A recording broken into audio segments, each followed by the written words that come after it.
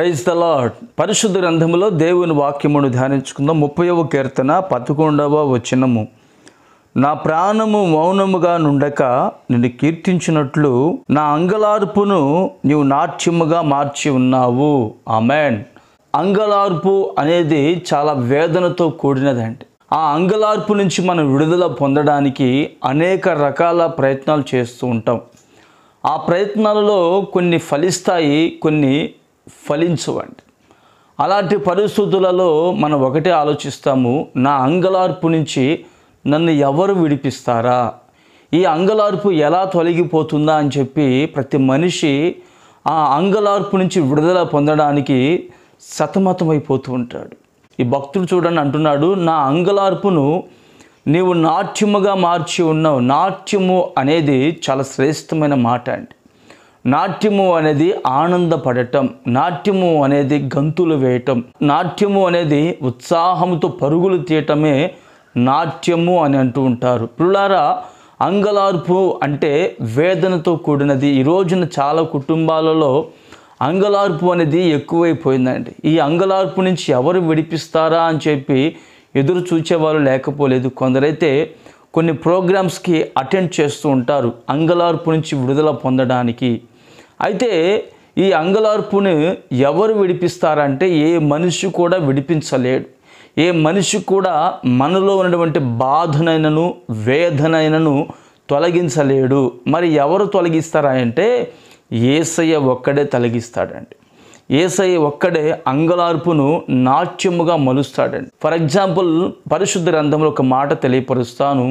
Hannah జీవితంలో అంగలార్పు అనేది విపరీతంగా పెరిగిపోయిందండి. ఎవరికి చెప్పుకున్నా ఆ బాధ నుంచి విడుదల పొందలేకపోతుంది.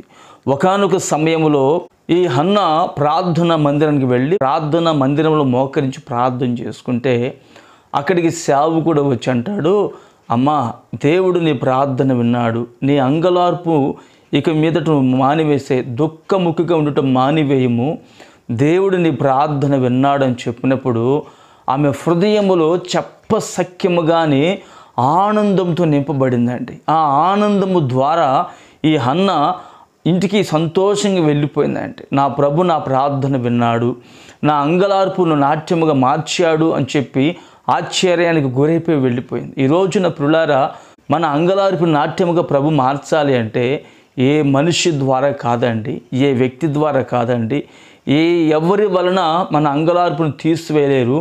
యేసయ్య మాత్రమే అంగలార్పును తొలగించి మన జీవితాన్ని నాట్యమయముగా మలచగలిగిన వాడండి. దేవుని మహిమపరిచేటువంటి ఆ దైవ సంబంధమైన కృప నా ప్రభు ఈ రోజు నీకు అనుగ్రహించగలిగిన వాడు. నువ్వు ఎప్పుడో తెలిసినా నీ అంగలార్పులో దేవుని పక్షముగా చేరినప్పుడు, నీ అంగలార్పులో ప్రభు చెంతకు నువ్వు చేరినప్పుడు నిశ్చయముగా నా దేవుడు నీ జీవితంలో ఉన్నటువంటి అంగలార్పును సైతం తొలగించి నీ బ్రతుకులో నీ ప్రాణములకు నెమ్మది కలుగు చేసి నీ జీవితాన్ని నాట్యముగా మలచునుగాక. ఆమెన్. ప్రార్థన చేసుకుందాం. ప్రేమగల తండ్రి, పరిశుద్ధుడా, జీవాధిపతి, స్తోత్రం చెల్లిస్తున్నాము నాయన. మా అంగలార్పును నాట్యముగా మార్చే దేవుడవు నీవై ఉన్నావు. నిశ్చయముగా ఈ రోజున నీ బిడ్డలు తండ్రి ఎవరైతే అంగలార్చుతూ ఉన్నారో ఆ అంగలార్పు నుంచి గొప్ప విడుదల కలుగు చేయండి. బిడ్డల జీవితంలో చెప్పసఖ్యముగా నీ పరలోకపు ఆనందము చేత మీరు నింపండి. ఆ ఆనందము ద్వారా బిడ్డలు నాయన నాట్యమాడుతూ హర్షిస్తూ మీ నామాన్ని మహిమపరిచేటువంటి కృపనిచ్చి మహిమ పొందుకోమని యేసు నామమున ప్రార్థిస్తున్నాను తండ్రి. ఆమెన్.